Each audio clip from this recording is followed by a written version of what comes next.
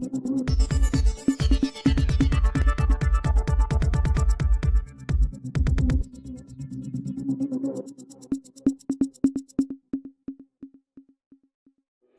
ગેરકાયદેસર ચાલતા સ્પામાં મામલતદારે રેડ કરી કાર્યવાહી હાથ ધરી।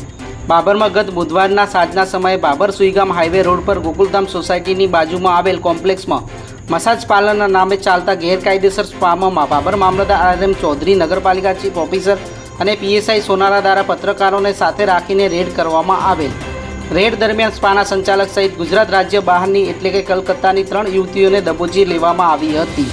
તપાસ દરમિયાન સંચાલકોએ 5 રૂમ ભાડે રાખેલ હતા અને અંદર અલગ અલગ ખાના બનાવેલ, જેમાં ગાદલા તેમજ અન્ય એક બંધ રૂમમાંથી કોન્ડોમ મળી આવેલ તેમજ VIP AC સહિતની સુવિધાઓ જોવા મળી હતી।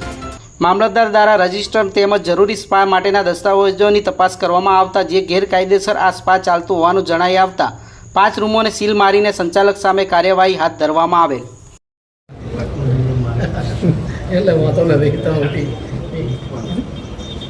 મિલકતનું ક્યાં છે? મિલકતના માલિક છે એનો પુરાવો ક્યાં? અમારી મુકેશભાઈ હંદાભાઈ વાલાભાઈ રાજકોટ ભાડે આપનાર છે, તો માલિક છે? બતાવો, એના પુરાવા ક્યાં છે? મગાવો, બધું અહીં રાખવાનું હોય ભાઈ। શું મગાવી દઉં? જ્યારે અમે આ નોટરી કરાવી ત્યારે આ રીતનું ના થયું। તો બધું તમારે રાખવું જો પરમિશન લીધી છે તો તમારી પાસે બધા ડોક્યુમેન્ટ અહીં હાજર હોવા જોઈએ। બતાવો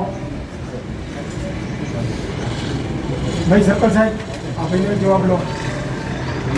અને માલિક આ છે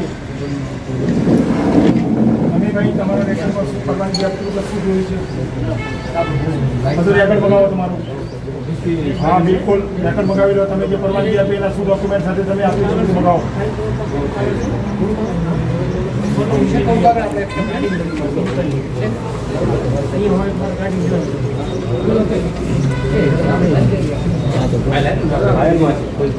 ભાડું તમે કેવી કેશમાં આપવાનું ક્યાં છે ભાઈ? સરકારની બિલકુલ મનાઈ છે, 1 રૂપિયો પણ કેશમાં નથી આપવાનો।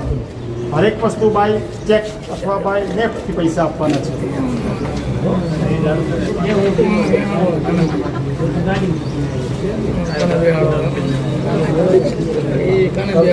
જરૂર પડે તો ઇન્કમ ટેક્સ વાળાને બોલાવો, એસેસમેન્ટ કરવાનું હોય, ચોપડા જપ્ત કરીને અને ઇન્કમ ટેક્સ વાળાનો રિપોર્ટ કરો।